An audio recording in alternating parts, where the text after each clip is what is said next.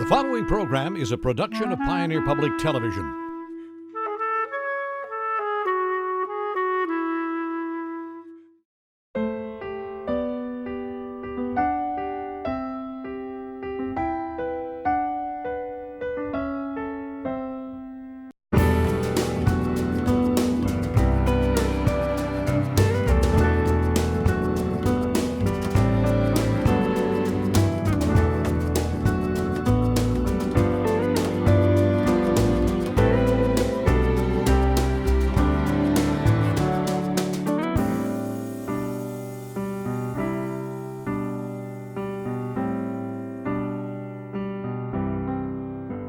Hello and welcome to Compass. This week, a look at the changing landscape of energy production in rural areas. Renewable energy is affecting more than the business of energy companies. It is also affecting the workforce through new education programs. To help us walk through the new landscape, we have two guests with us in studio. Lissa Polish is the director of the Clean Energy Resource Team, or CERTS, at the University of Minnesota Extension Service, and also with the university's Regional Sustainable Development Partnerships. Bruce Peterson is Academic Dean for Minnesota West Community and Technical Colleges, and he's working on a new initiative to train the state's energy workforce. And help us navigate all of this, we've got a lot of things to go over here, but we're going to start right now. So Lissa, Bruce, thanks for joining us. Thanks for having us. Yep.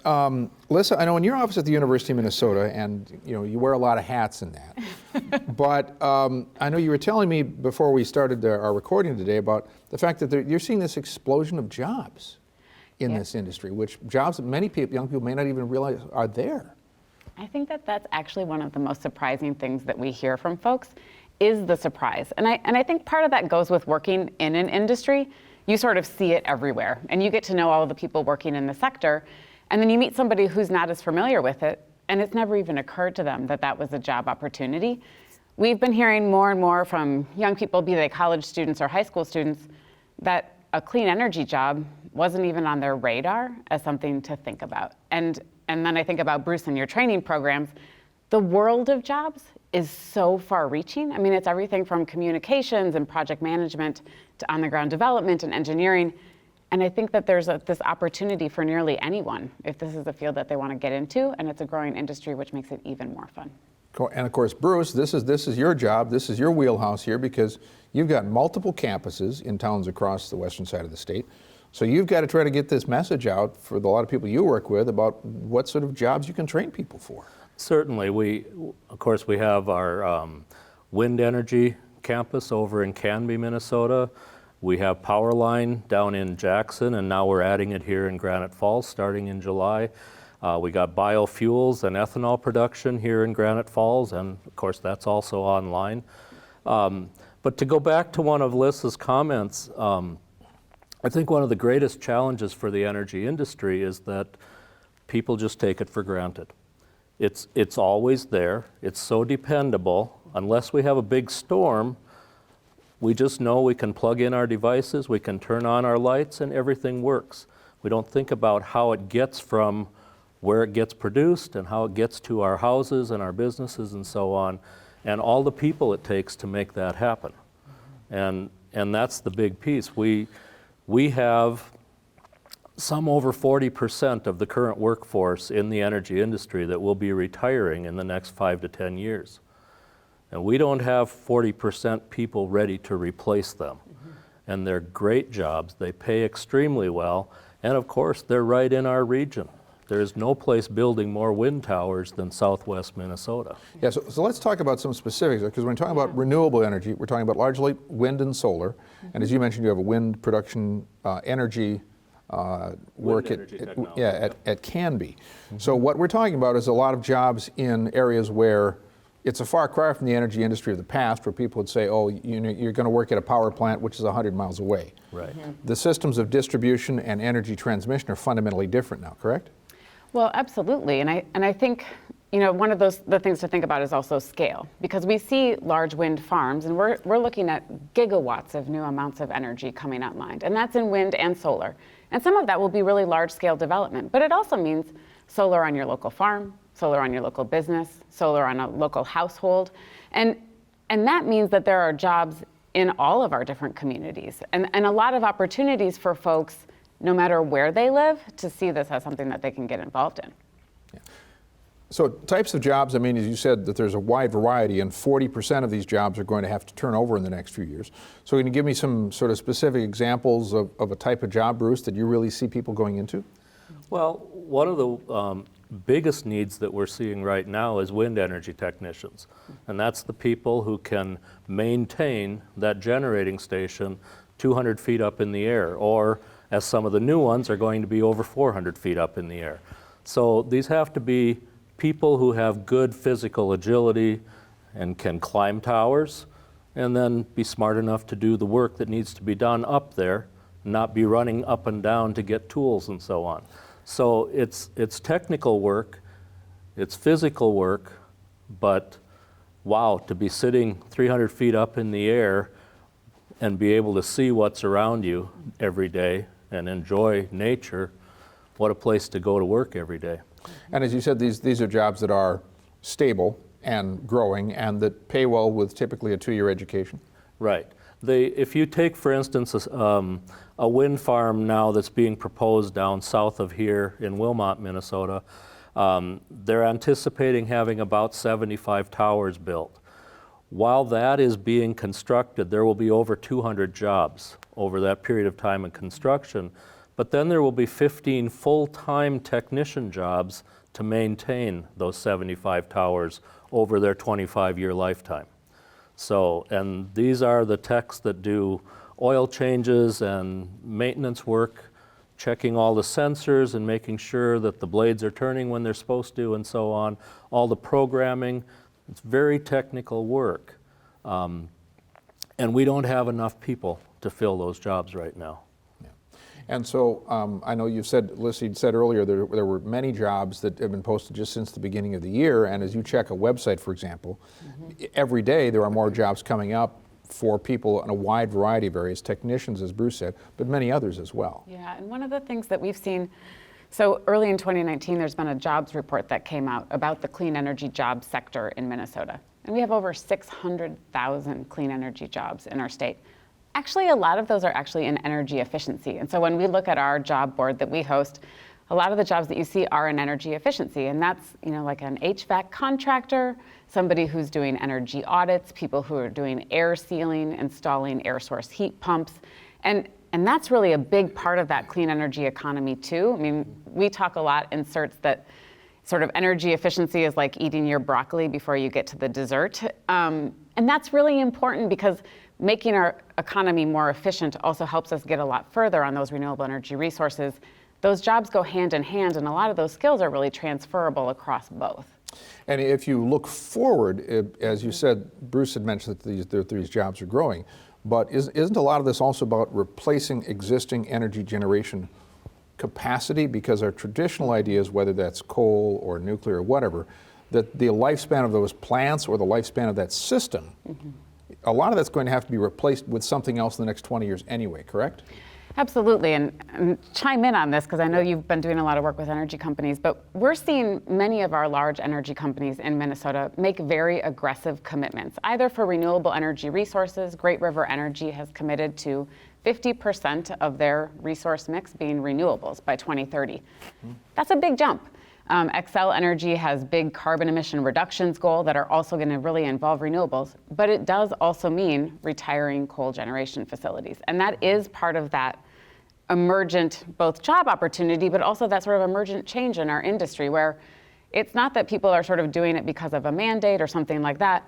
They're doing it because these projects are really economic, and they're seeing that as we're building new generation, the most economic generation that we can build is wind energy.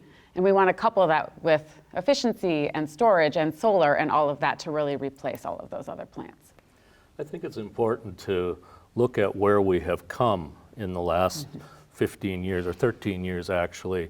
If you go back and look at the Department of Commerce statistics, in Minnesota, 66% of our energy was generated from coal in 2005. In 2018, it's down to 39%. So that is changing so fast. And if you look around the state, Minnesota Power retired 2 coal-fired plants just recently. Xcel has 2 of their large ones going offline within about 6 years. Otter Tail Power is retiring another one of theirs, I think next year. So they're just going away. And it's not all just about the environment, it's about the economics, because we can produce more electricity from these other resources, wind and solar in particular, for less money over the long haul because there is no fuel cost. Right. So we don't have to keep running trains in full of coal to keep them going. And isn't it also about, to a great extent, when you talk about renewables, this is about, in the case of the workers you're mentioning, that they'll be working on systems where the energy is generated locally, whereas traditionally, whether it was coal or whether it was other sources, the coal would either have to be brought in or the energy would have to be brought in. So we're looking at a complete change in the way it's generated and distributed, correct? Yes, and I think another one that we probably don't think about a lot is driving around, I see the CapEx 2020 power lines all over the place, right? Sure. And when they were being constructed, we all thought about how that's going to take the power from the nuclear power plant in Monticello or the Sherco power plant and take it outstate. But now, those same lines are taking the power from down here in southwest Minnesota back to the population centers. So we've just basically reversed the travel on those same lines. So, and so the transmission system is being asked to do something it really wasn't designed to do, but still can do. Well, and I think it actually was designed to do that. We just didn't understand it at the time, Yeah. I think that's why they put in 2020. But we didn't think about it that way, the majority of the people. And I think a lot of folks were really thinking about that sort of how do we build out a transmission system that gives us the reliability and the flexibility that we need to be able to move the resources from where they are to where we need them. It turns out that happens to be a lot of wind power from the southwest part of the state back toward more metro areas.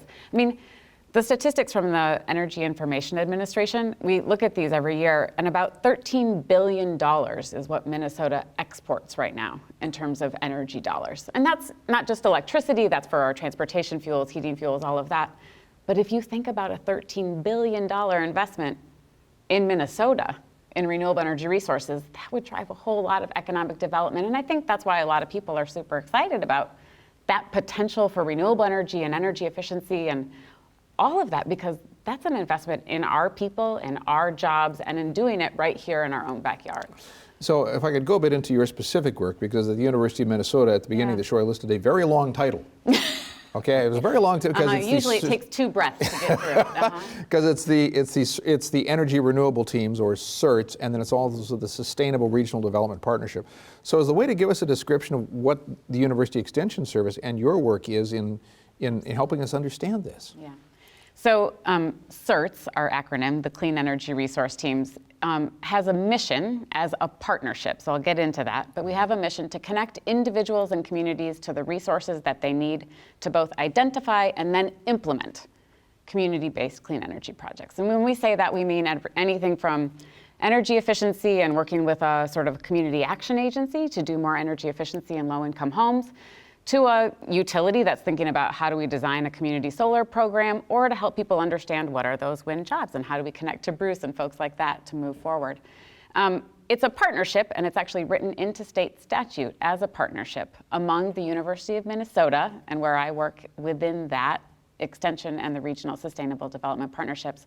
But it's also the Southwest Regional Development Commission based in Slayton, the Great Plains Institute, a nonprofit that's based in Minneapolis but does work across the Midwest, and the Minnesota Department of Commerce Division of Energy Resources, which is where our state energy office is located. And it has that partnership structure because we're really focused on how do we help people take this idea of clean energy and convert it to action, convert it into something that they can do, be it in their home, in their business, on their farm. That's the part that we want to get people to, is not just sort of thinking about it as this vague notion, but taking this idea of, well, I heard of an EV. What is that? What is an electric vehicle? Where would I buy one? Where do I charge it? What are my options in terms of a utility rate? That's the kind of stuff that we want to help people work through, all of those questions that can be barriers. But once you feel like you know somebody else who's done it, once you have an example that you can look at, once you've taken a tour and seen somebody do it, it all feels like, oh yeah, well, I can do that. And that's really what we're striving for. And Bruce, this reminds me of what you said earlier about so many people may have taken certain aspects of energy for granted. But there's a certain educational aspect to just getting people to understand the changing nature of energy and how we use it and distribute it. Yeah, when we look at it, I have two roles that I serve in the college system as well. I'm also the executive director for the Minnesota State Energy Center of Excellence. And so we are in touch with colleges across the whole state system who are doing stuff in energy. And a big part of where that group has evolved to is doing outreach activities to secondary education and to kids and so on. So we each summer put on a set of workshops we call Energy Education for Educators. So we're focused on high school teachers to come in and learn more about the energy industry because they've not had that exposure.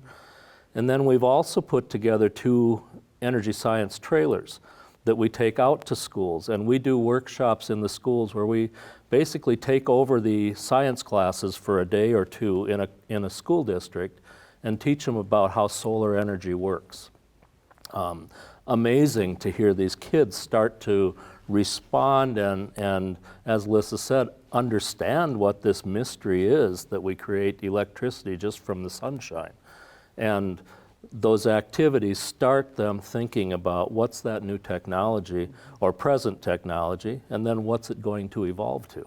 Well, because I suppose as you get these students into high schools, one of the challenges you have is having them understand that there are jobs in an area where they may not know anyone or may not have grown up with anyone who worked in this. Right. So it's a completely new area for them to even consider. And as these industries are emerging, of course, now we're starting to get some people who we can draw on to come in and talk to kids in high schools and so on, but they're few and far between, and they're full-time employed, so they don't have a lot of time to come in. But if we can connect them, and I tell people in industry, you know, if you get that opportunity, go in and talk to a class, because suddenly they see Bobby's dad does that kind of work, and he's right down the street. Maybe there's a job there for me someday too. So. We see that same sort of thing actually apply to anybody who's been thinking about a renewable energy system. And we joke about sort of, for a hog farmer, the best way to know about if a solar system is going to work for you is to talk to another hog farmer. For a dairy farmer, the best way to know is to talk to another dairy farmer. And when you have someone that you can go to and say, well, how much did it cost? Is it actually producing the way that they said it would? Is it really maintenance free? I mean, when you can just ask all of those questions that you have and you get the sort of reassuring answer from somebody who does the same thing that you do, people are like, oh, well, okay, then that's just a no-brainer. I'll go ahead and do that. And it's the same with having, you know, a friend or a parent or an aunt or an uncle or family, you know, like, as soon as you know somebody who's in the industry, it's all of a sudden like that word that you've never heard before, and now you hear it 10 times in a day. I think that that's that potential from getting to know somebody who's in the field. The majority of workers in the energy field are relatives of people who have been there before. I was just reading a resume today of a young man whose dad was a lineman and retired, and he's a lineman and wants to continue in his career. So a lot of times it's my dad or my uncle, that whether it's a power generation field or a line worker or whatever, when we talk about the traditional fields, and now we have to build that culture around renewable as it grows. And one of the aspects of the culture we haven't talked yet is about the opportunities for people who, let's say that they've got a job already, let's say they're not looking to get in a job, or let's say their home is fairly energy efficient, or they believe it is. But they're looking at these as potential investments. So landowners, investors, what does that landscape look like? And Alyssa, I'd like to talk to you first. Well, I mean, it's interesting how quickly that landscape has actually changed. And in the southwest part of the state, people are really familiar with wind. I mean, there are a lot of landowners who have benefited from wind development, who have seen that help keep their entire family on the farm or allow them to bring back the next generation to the farm because now they have another revenue stream. I would say in the last couple of years, we've already started to see solar start to have that same sort of impact.